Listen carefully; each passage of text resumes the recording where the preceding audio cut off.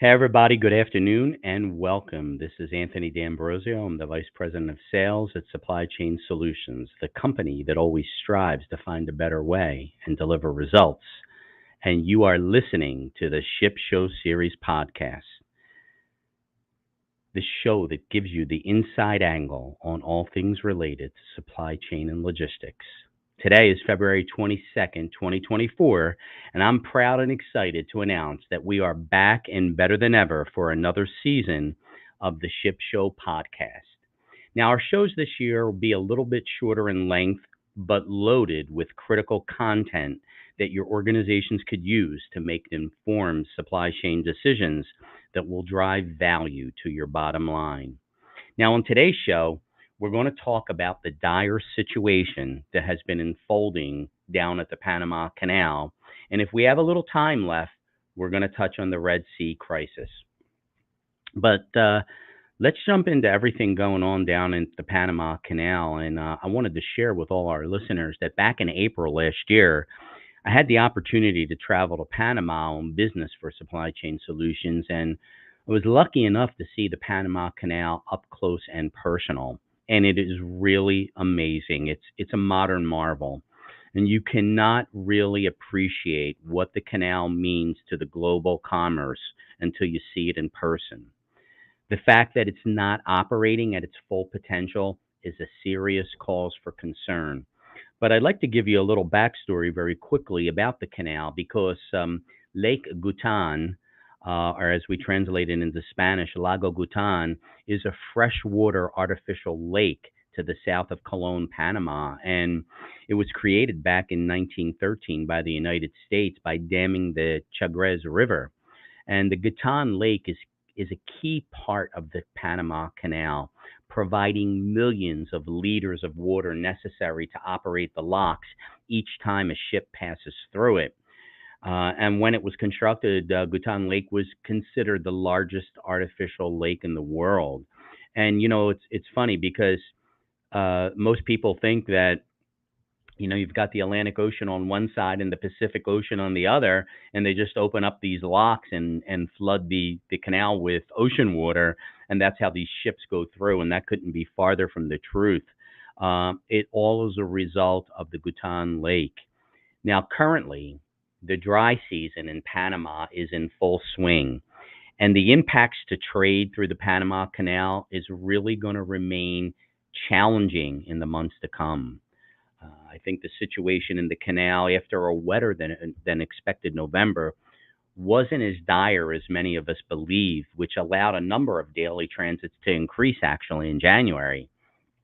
And the Panama Canal Commission forecasted 24 daily transits in January, meaning 24 ships a day could transit the canal, and that was up from 20 previously that was expected for January.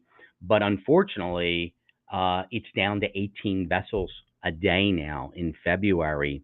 And throughout the fiscal year of 2023, it's a mind-boggling number. 12,638 vessels traverse the canal, and that's a daily average of 34 ocean-going vessels moving through the canal on a daily basis. And what's really interesting that I found is that it's the projected run rate for the fiscal year of 2024 of vessels transiting the Panama Canal is only 9,700 vessels. So when you think about it, 12,638 vessels previously, now we're down to 9,700 vessels a year. That's a 23% drop than the whole throughput for 2023. And while there are all types of vessels coming through the canal, everybody thinks it's nothing but container ships, but we have liquid gas carriers and oil tankers and bulk carriers. The vast majority of the vessels transiting the canal were Panamax class vessels. Now, while the container traffic receives a lot of attention, the tanker and dry bulk markets are really heavily impacted as well by the drought at Lake Gutan. And throughout the first 4 months of 2024, chemical tankers made up 25.6% of Panamax class vessels that have traversed the canal.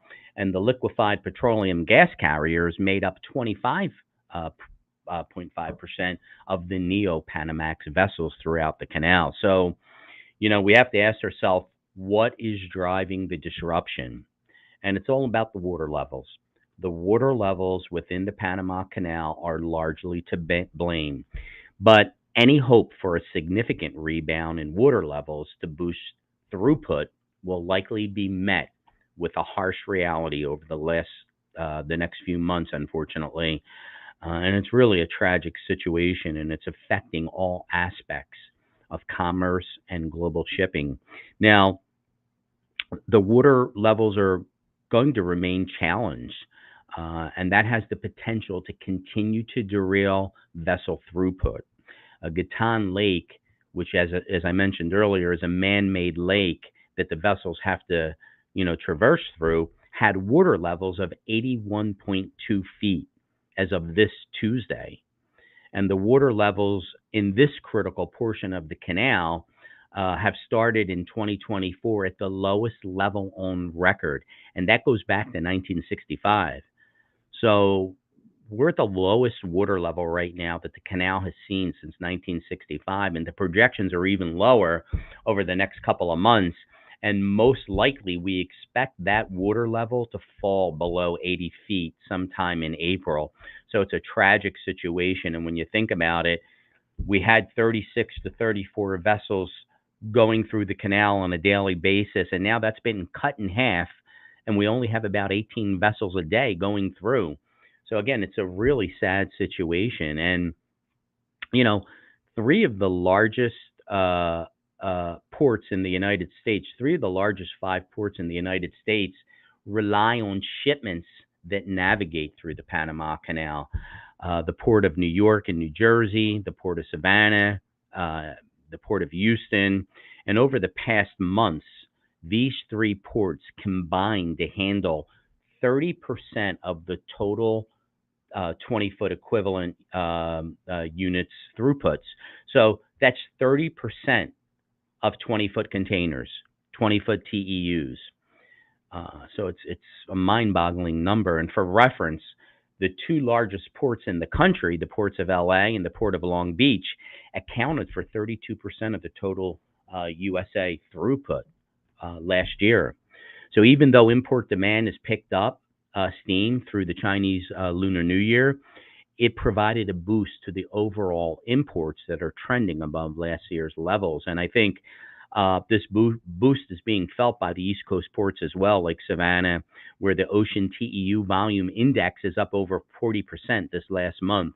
I can tell you, the Port of Savannah is booming, folks. And the water crisis is really creating increased delays as backlogs around the canal remain the same, okay? Because of the water crisis, there's so many backlogs. And in the old days, before we had this water crisis down at Lake Gutan, vessels would just show up at the anchorage on either side of the canal, and they would just go into the queue. Now, vessels have to make a reservation to transit the canal. And sometimes those vessels are waiting at the anchorage for a few days before they can transit through the canal. So it's a really crazy situation. But I mean, these delays are even more impactful the further up the eastern seaboard we go, because the Port of New York and New Jersey are having similar delays as a result of this problem at the Panama Canal. And right now it's around a 6-day mark, a 6-day delay, but they're over 3 days longer than they were last year. Last year, we were only having delays that were like 2 to 3 days. Now it's 6 days. So it's really a crazy situation. And if you compare East Coast ports to West Coast ports, the port pairs, are under 3 days and nearly a day less than they were this time last year. So the delays are just, mounting up day by day. Now, let's think about this in terms of imports. The Canal Authority plans to maintain the current draft if they can, but increase the number of vessels transiting per day. But because the November rains were not as sufficient as those in October, coupled with the results of the water saving measures and restrictions that have been implemented by the canal authority, we're still, having a lot of problems. So again, it's a really fluid situation that's changing week by week. Now, steamship lines are maintaining the Panama Canal surcharges, which started to be implemented in January of this year. So, as everyone knows, those charges are, pass through charges that most of the freight forwarding industry has to lump into your pricing. Now, while the alliance, which is one of the mega container ship alliances out there, um, they are not using the Panama Canal anymore. Other steamship lines are trying to resume their usual service routings via the canal, but there are some exceptions that really remain. And, there are alternatives. And, the alternatives are to route via the Cape of Good Hope, okay, or the Suez Canal. And if you go via the Cape of Good Hope or the Suez Canal, you're still looking at an increased transit time of about 14 days. So because you can't go through the canal, you have to go around the Cape of Good Hope, or you have to go through the Suez Canal in the front end of your transit of that vessel's transit, and it costs more in fuel, costs more for the container ship owners, the vessel owners to operate their vessels, and it's just dragging out and extending the transit time. So again, it's a very, very sad situation, and as the ships are delayed, transit time is impacted also by capacity. So more ships are needed to cover a longer route on a weekly basis. And as a result of that, space availability on services typically routed via the Panama Canal have become a challenge, and this is why we're seeing a lot of rate increases right now in most of the trade lanes. So these delays are being supported with rate increases by the carriers. So the situation around the Suez Canal is going to continue to be fluid.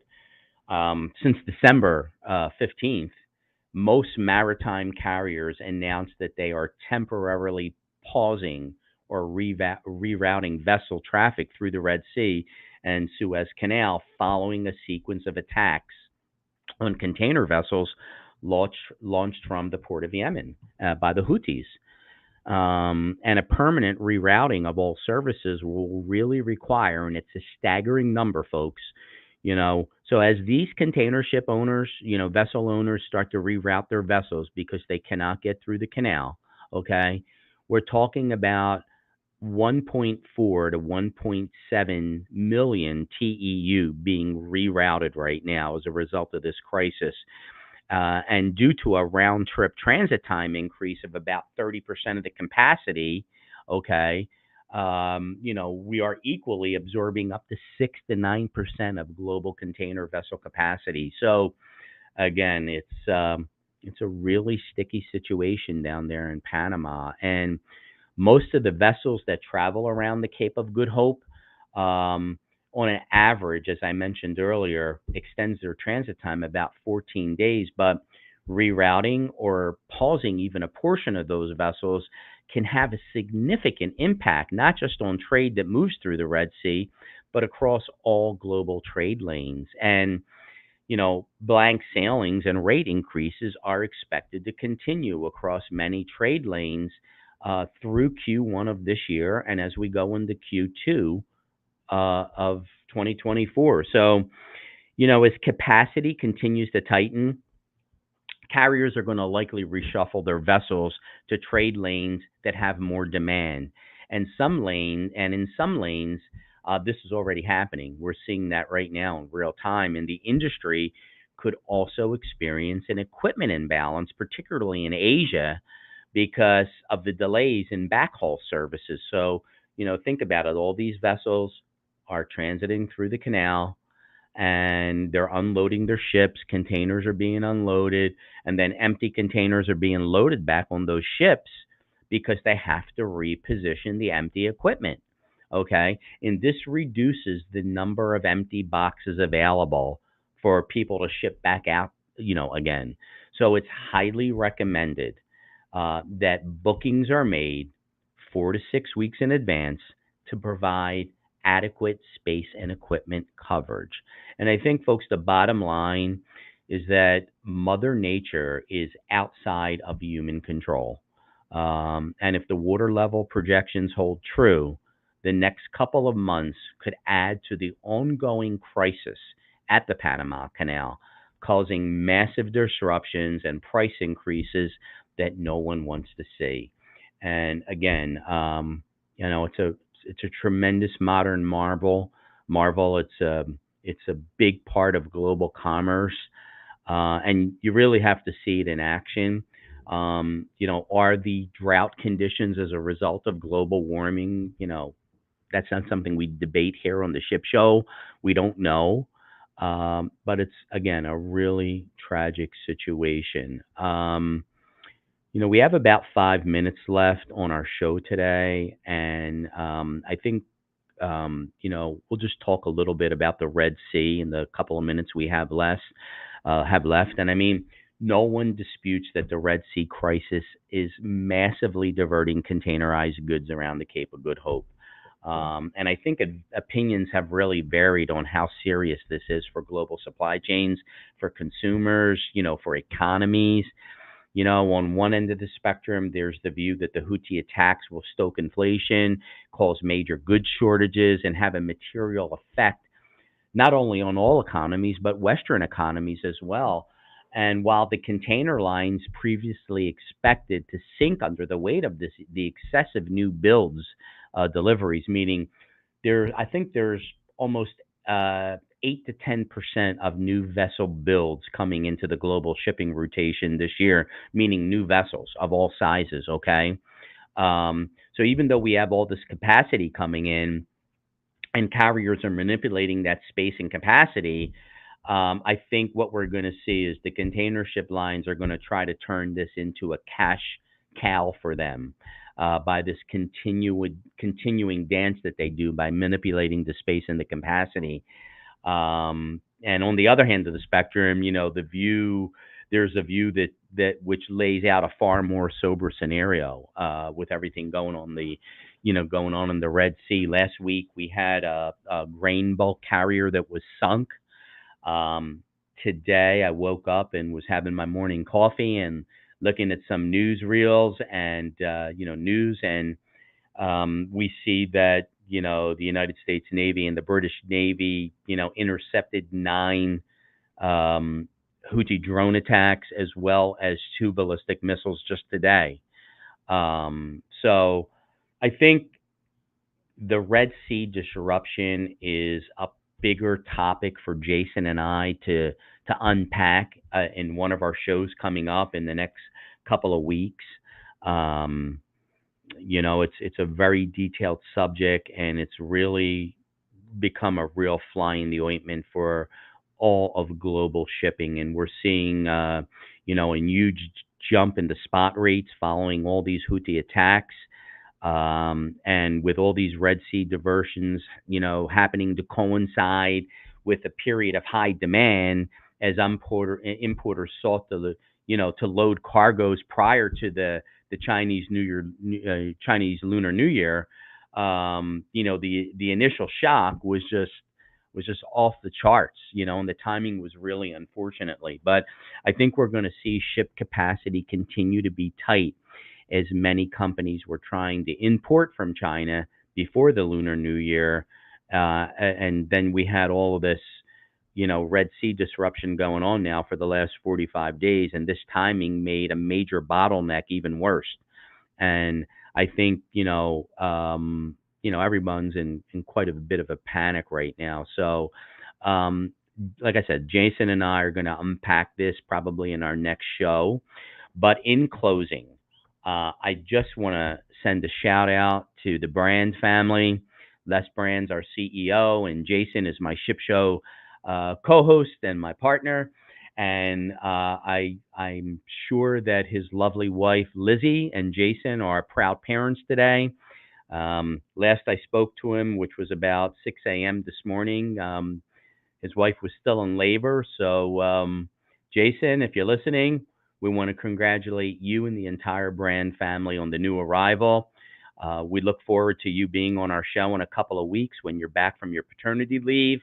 And as usual, folks, I'll just sign off with make it a great day and God bless America. Thanks for listening, folks, and see you next week. Have a great day.